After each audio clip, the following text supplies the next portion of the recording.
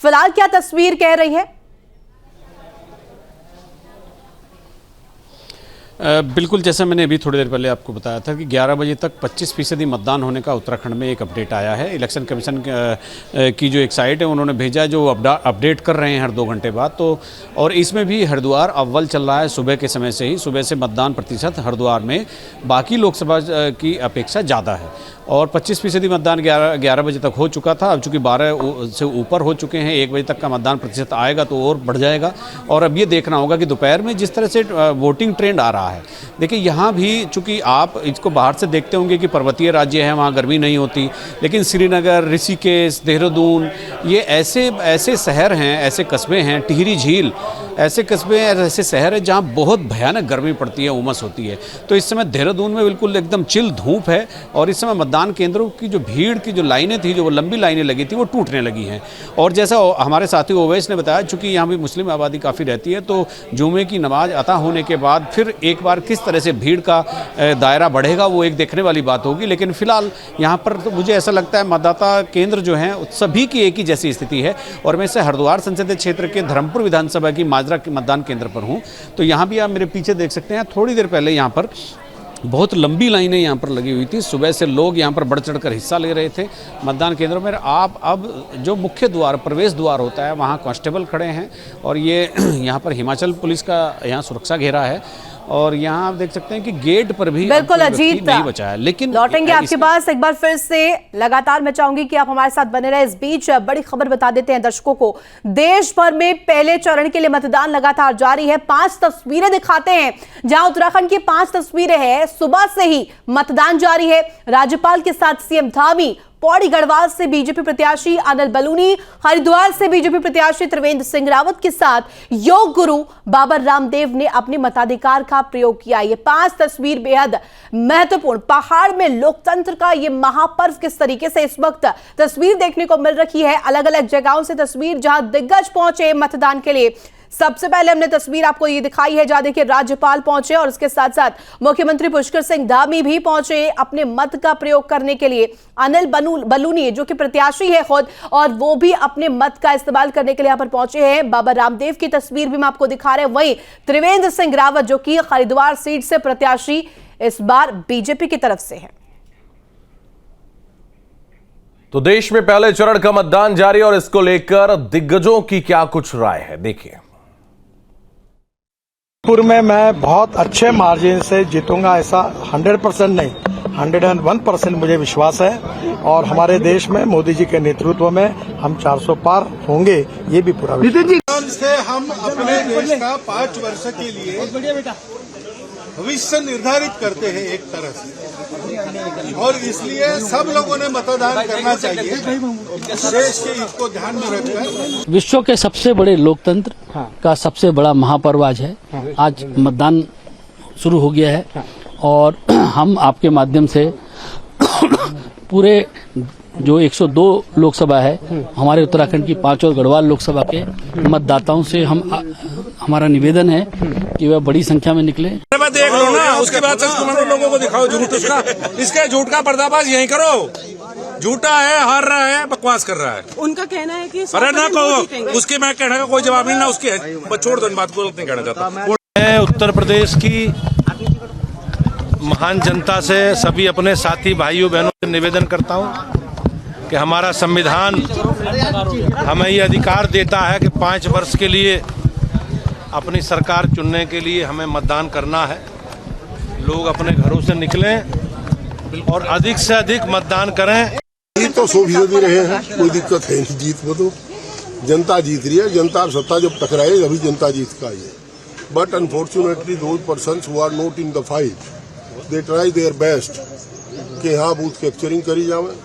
400 लोग बुलाए बाहर से, हरियाणा से, वो मुजफ्फरनगर शहर को डिस्टर्ब करेंगे, खतौली शहर को डिस्टर्ब करेंगे। मेरा वोट भारत के लिए है। भारत को शिक्षा की, चिकित्सा की, आर्थिक, वैचारिक, सांस्कृतिक गुलामी से मुक्ति दिलाने के लिए है। मेरा वोट भारत को रोग मुक्त, नशा मुक्त और विलासिता मुक्त एक परम वैभवशाली भारत बनाने के लिए है। ये महापर्व है, इसके तहत हमें ये अधिकार मिला है, सौभाग्य मिला है। सभी लोगों को घर से बाहर निकल करके वोट करना चाहिए, क्योंकि जिस सपनों को हम देख रहे हैं, जिस तरह के देश को देखना चाहते हैं, जिस तरह की हमारी व्यवस्थाओं को देखना चाहते हैं, उसको सुंदर करने के लिए आज का दिन है। हम बाहर आएँ और वोट करें, अपने पसंद का, अपने विचारों के संकल्प का जो नायक है हम उसको चुनें। तो सबसे निवेदन है कि घर से बाहर निकलें और वोट करें। जैसा माहौल देखा मैंने और जैसा सभी जगह है उत्तराखंड समेत पूरे देश में, तो जो अब की बार 400 पार का नारा दिया है वो सत्य होने जा रहा है, ऐसा प्रतीत होता है। तो लगातार न्यूज स्टेट पर मेगा कवरेज जारी, हर एक अपडेट हर एक सीट से हम आप तक पहुंचा रहे हैं। और न्यूज रूम से हमारी सहयोगी आशिमा इस वक्त बनी हुई है, इनके पास को जानकारी है, चलते उनके पास। Over to Ashima. राज्यों की 13 लोकसभा सीटों पर लगातार जो मतदान है वो यहाँ पर जारी है। बढ़ चढ़कर मतदाता अपने मत का इस्तेमाल कर रहे हैं। लेकिन अगर 2019 के इन दोनों राज्यों के चुनावी नतीजों पर अगर नजर डालें तो उसको हम आपको बताते हैं ग्राफिक्स के जरिए। सबसे पहले बात करते हैं यूपी की। तो उत्तर प्रदेश के 2019 के लोकसभा चुनाव के नतीजों की अगर बात करें तो बीजेपी 62 पर, बीएसपी 10 सीटें उनके खातों में आई थी, वहीं कांग्रेस सिर्फ 1 पर, और साथ ही साथ अदर्स की बात करें तो उनके खाते में 7 सीटें गई थी। ये 2019 के चुनावी नतीजे आपको हम उत्तर प्रदेश के बता रहे हैं। वहीं उत्तराखंड की अगर बात करें तो यहाँ पर 2019 लोकसभा चुनाव के नतीजे इस तरह से थे। बीजेपी की 5 सीटें, लोकसभा सीटें जो है बीजेपी के सांसद उस पर काबिज हुए। अगर कांग्रेस की बात करें तो उनके खाते में 0, अदर्स भी 0। लेकिन इस बार अदर्स भी अपने आप में कहीं ना कहीं चुनावी गणित को साधने की कोशिश में जुटे हुए, उन समीकरण को पलटने की जुगत में है। तो ये चुनावी नतीजे हमने आपको बताया कि किस तरह से 2019 में लोकसभा चुनाव को लेकर ग्राफिक्स के जरिए बताएं। एक बार फिर से स्टूडियो का रुख करते हैं जहां हमारे सहयोगी शुभम और ऋतु सिंह लगातार बने हुए। Over to you. बिल्कुल आशिमा, और ऐसे में लगातार हम आंकड़े बता रहे हैं, लगातार न्यूज स्टेट पर ये मेगा कवरेज, महा कवरेज जारी है। मुजफ्फरनगर की बात कर लेते हैं। मुजफ्फरनगर में सुबह से ही मतदाताओं में मतदान के लिए भारी उत्साह देखा जा रहा है। बूथों पर जाकर के न्यूज स्टेट संवाददाता ने लोगों से हाल जाना है और ये जाना है कि किस तरीके से किन मुद्दों को लेकर के वह अपने मत का प्रयोग कर रहे हैं। जैसे जैसे दिन चढ़ रहा है वैसे वैसे वोट बूथ पर मतदाताओं की कतारें लंबी होती जा रही हैं। अब लोग पहुंच रहे हैं। हम लोग चरथावल में हैं, मुजफ्फरनगर कॉन्स्टिट्यूंसी के जो लोकसभा का ये हिस्सा है। इस पूरे हिस्से में काफ़ी मतदाता अब लाइनों में लगकर अपना वोट कास्ट कर रहे हैं और ये संख्या जैसे जैसे दिन चढ़ेगा बढ़ती चली जाएगी। आपको अब हर बूथ पर एक लाइन दिखने लगेगी जो अपने वोट को कास्ट करने आई है। इन तमाम सीटों पर चूँकि अल्पसंख्यक मत बहुत मायने रखता है और वही इस पूरे चुनाव में अगर हम देखते हैं तो जो गठबंधन है, 2 गठबंधन आमने सामने टकरा रहे हैं और उनमें जो फ़र्क पैदा कर रहा है वो है अल्पसंख्यक वोट। वो वोट जो बहुत ताकत के साथ बहुत वोट कास्ट करता है, अपने मुद्दे साफ रखता है। क्या है काका, किस पे वोट कर रहे हो? महंगाई पे या किस पे? क्या है? महंगाई पे। महंगाई है? महंगाई ज़्यादा बढ़ गई डेट का। अच्छा, तो है क्या भाई, पहली बार कर रहा क्या? नहीं जी, दूसरी फेर कर रहा। अब ये क्या है आइडिया, महंगाई पे कर रहा या नौकरी वोकरी नहीं मिलती, क्या कर रहा? महंगाई पे कर रहा। हाँ। क्या जी, कुछ महंगाई का ही है जी। जी, इस बार के चुनाव में महंगाई। जी जी जी, महंगाई कम करवाओ। मतलब तुम्हारा वोट कम करेगा मेरे। हाँ भाई, क्या है बताओ, महंगाई की वजह से सब क्या? यही है हमारे भी महंगाई। हाँ जी, मुद्दा महंगाई। अच्छा, कुछ काम वाम सरकार ने किया कि नहीं? बस देख रहे, तो सबको पता क्या काम हो रहा है, सरकार क्या कर रही है। तो चलिए लगातार हम हर एक सीट से आपको दिखा रहे हैं कितने प्रतिशत मतदान हुआ है, क्या कुछ आंकड़े हैं, किन मुद्दों को लेकर लोग वोट कर रहे हैं। विजय उपाध्याय वरिष्ठ पत्रकार हैं हमारे साथ, एक बार फिर से वो जुड़ गए हैं। विजय जी, अब आप सुन पा रहे हैं?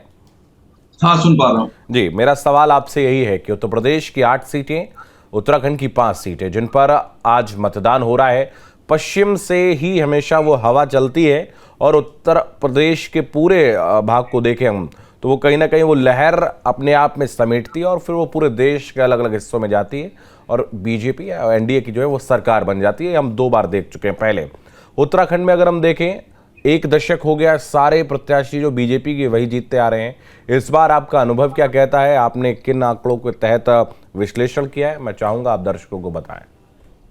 देखिए, इस बार भी चुनाव सीधे सीधे एक तो नरेंद्र मोदी के चेहरे पर, बीजेपी के ऑर्गेनाइजेशन का जो इनका स्ट्रक्चर है, जिस तरीके से उन्होंने मेहनत की है, जितना लोडेड इलेक्शन लड़ा है भारतीय जनता पार्टी ने, वो बताता है कि उनको जीतने की भूख है और वो जनता के मुद्दों के साथ लेकर क्षेत्र में गए हैं, एक एक बूथ तक गए हैं और जिस तरीके से इन्होंने अपने सिस्टम को मोबिलाइज किया है, ये एक तरफ बहुत बड़ी लकीर खींचता है। दूसरी तरफ अपोजिशन सिर्फ बीजेपी के खिलाफ के वोटों के भरोसे है और उनको ऐसा लगता है कि शायद बाय डिफॉल्ट ही वो वोट उनको मिल जाएंगे।